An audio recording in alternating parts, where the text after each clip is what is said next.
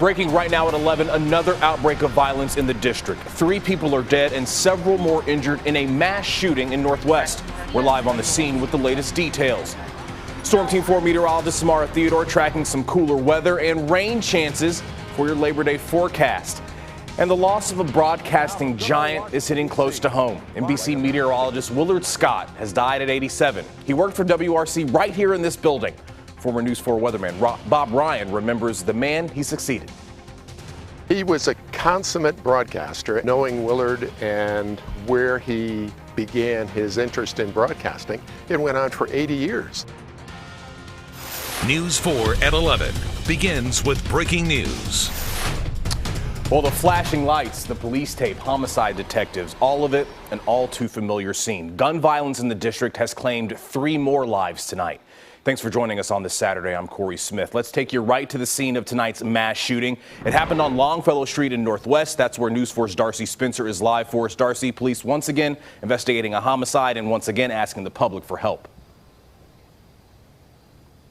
That's right, Corey. We are here on Longfellow Street where the chief of police held a press conference a short time ago confirming that 3 people were shot and killed here tonight. Right around 7:30 this evening, 3 people were shot and wounded, and they're recovering at area hospitals. I want to show you the scene here. If you look down the sidewalk, that's where you see the bulk of the police activity right at 7th and Longfellow. You can see there are shell casings there on the sidewalk, and police are looking around and putting down evidence markers. Let's go ahead and show you a photo that police put out a short time ago. It is a vehicle of interest that they're looking for.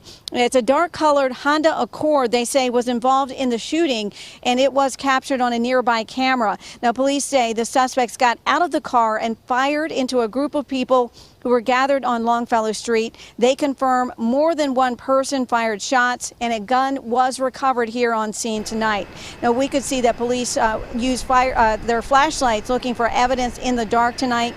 Police say they don't know the motive for this shooting and that the 3 people who were wounded are expected to survive. The 3 victims who died are described as young adults. We don't know their exact ages. Police are still making those family notifications. Now, let's hear some from what Chief Conti had to say earlier tonight.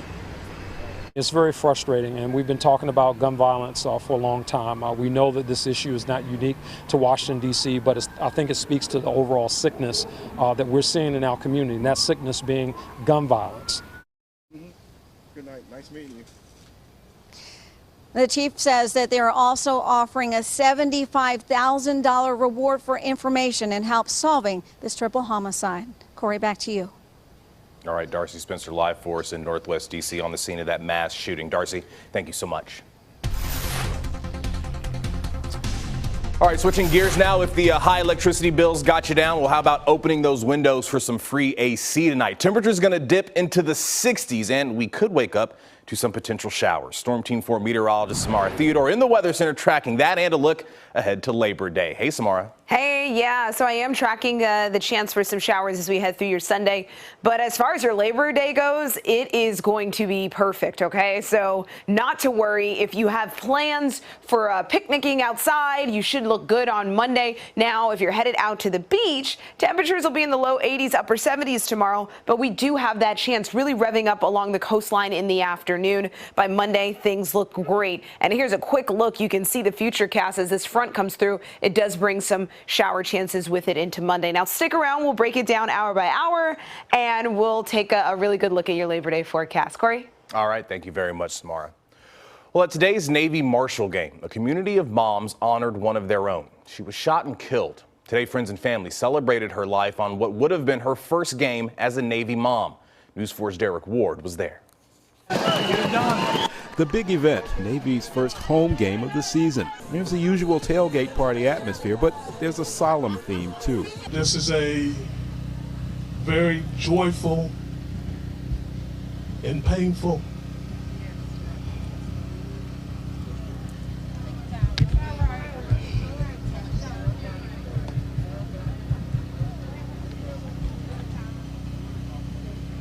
situation. Leonard Cummings and his son Trey, a Naval Academy midshipman, had expected Michelle Cummings to be here, but she was killed on June 29th, the victim of a stray bullet. It happened as she sat on a patio of Annapolis's Graduate Hotel. She and her husband were in town to drop Trey off at the academy. We had just celebrated our 25th anniversary June 1st, and we had a great time. And not knowing that would be the last anniversary we will have. The family was immediately surrounded by a circle of support. At its center, the Motherhood of the Brotherhood, a group of Academy mothers who cheer and support midshipmen at Annapolis and their families. The way Michelle was taken from us was a senseless tragedy. It is still so fresh and so painful. It's the best of her life. Jordan Marie and Leonard Trey still live with the bounty of her love and her training. There was a proclamation in her honor, and the group unveiled a trailer and a tent that also memorialized Michelle Cummings. Her legacy goes beyond what's happening here today. They're going to set up a scholarship fund in her name as well. It's in keeping with the way she lived. It's nothing she wouldn't do for everybody or anybody. In Annapolis, Derek Ward, News 4. Thank you, Derek. Angelo Herod is behind bars on murder charges for the shooting. Well, the NBC4 family is mourning a legend tonight. Iconic meteorologist Willard Scott has died. Scott did the weather right here in our building. Back in 1980, he left WRC for the Today Show. You know what happened next. Scott was known for his over-the-top personality and for launching the tradition of celebrating fans who turned 100 years old. Willard Scott was 87. We're going to have much more on his life and career later in the newscast.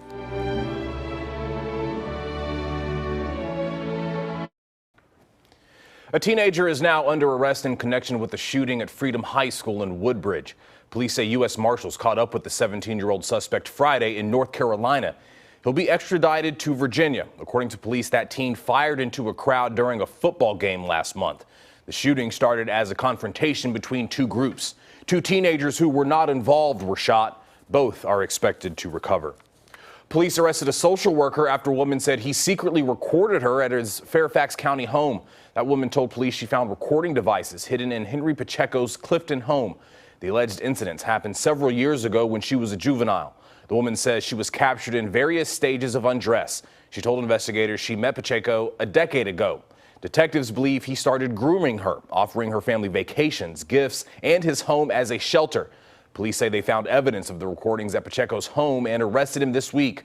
Pacheco worked with at-risk youth throughout the D.C. area for more than 30 years. 3 shot and killed in D.C., 3 others injured. We're going to check back in live with Darcy Spencer for an update on tonight's mass shooting. And Willard Scott was a star right here at WRC before becoming a legend on the Today Show. Tonight, we're remembering a member of the NBC4 family. He was really a force of nature when he talked about nature too, but he was a consummate broadcaster. You want me back further?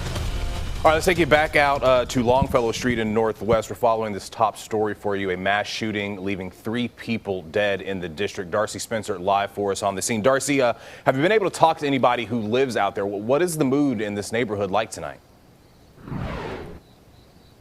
Well, Corey, I can tell you this is a very quiet neighborhood. It is residential. There are a lot of townhomes here. There are some apartment buildings. So when people came out tonight, not a whole lot, but some came out who were very concerned that they heard these gunshots. As you mentioned, D.C. police are looking for a vehicle of interest in connection with this case. 3 people are dead tonight. 3 people are in the hospital recovering from their injuries. Police are looking for a dark-colored Honda Accord, and police say that the suspects got out of that car, opened fire on a group of people who were apparently just standing outside here on Longfellow Street in the 700 block. So this investigation is continuing. We are seeing numerous evidence markers out here at 7th and Longfellow Street as police continue their investigation, searching for suspects. Again, 3 people dead, 3 people injured. Police have not identified those victims, but they do say there is a $75,000 reward for information and help solving this case tonight. Back to you.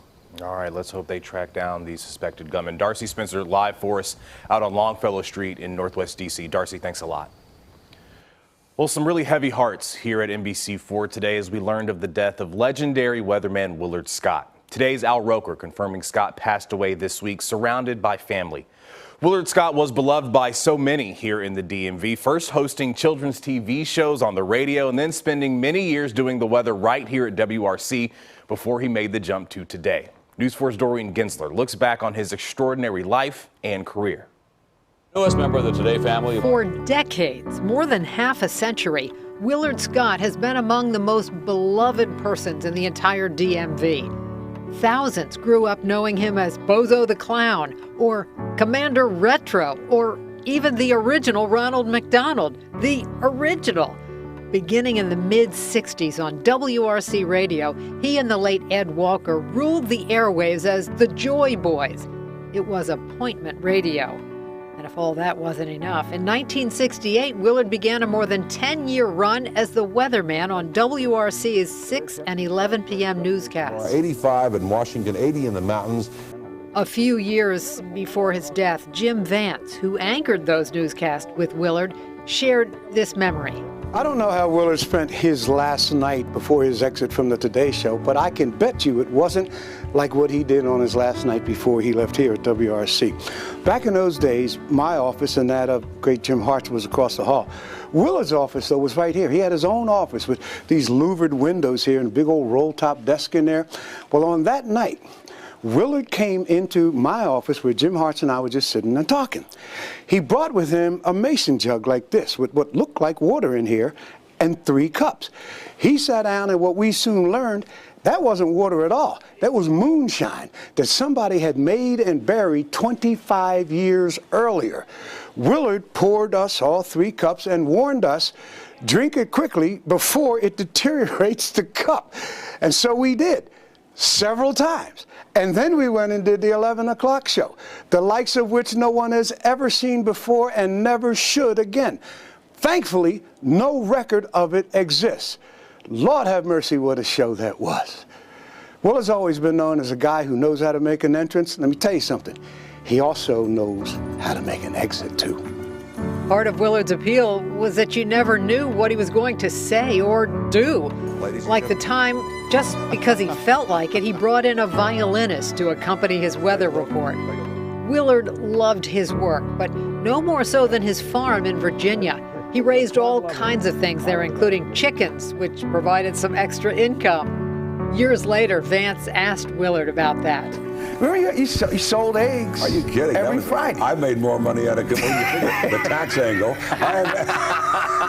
I didn't need a lawyer. I didn't need an accountant. You made a bundle on them. You bought those eggs. I bought them every Friday. Buck a dozen. Better than Safeway. That's where they came from. For more than 25 years, we here in Washington loved claiming Willard as our own. But then one day in 1979... In this case, Washington's loss is the nation's gain. Willard Scott joining the Today family this morning. First time. You've been at WRC how long down there in Washington? 29 golden years. Willard spent more than a quarter century commuting between his Virginia farm and Manhattan, where, to his credit, he didn't change a thing. What changed was the number of people who grew to love Willard. Holy mackerel. Can you believe this? I came by to see if you wanted to jog with me today. I'm ready. Oh, yeah, that was the First Lady of the United States, Barbara Bush, who just had to stop and kiss Willard during her husband's inauguration. The one thing Willard did add to his repertoire was his signature weekly salute to an American who had reached the centennial mark and was lucky to be celebrated on network TV by Willard Scott. So that's all we have time for right now. What a great retrospective. That was News 4's Doreen Gensler reporting. Willard Scott was 87 years old. And he was a consummate broadcaster with a generous spirit. That's how longtime News 4 meteorologist Bob Ryan is remembering his friend and colleague. Bob says on and off camera, Willard Scott was one of a kind, and there will never be another broadcaster like him. Earlier this afternoon, we spoke with Bob about Willard's legacy. He will be missed, I think, by everybody who knew him and the wider community of everybody here in Washington, in the country, and in the world for that matter. You know, he was Willard even when he was not on the camera. And he was a very, very gentle, he was a gentle man and generous and giving of his time. And all of the things that we had were just very friendly. He was a nice guy, a wonderful guy.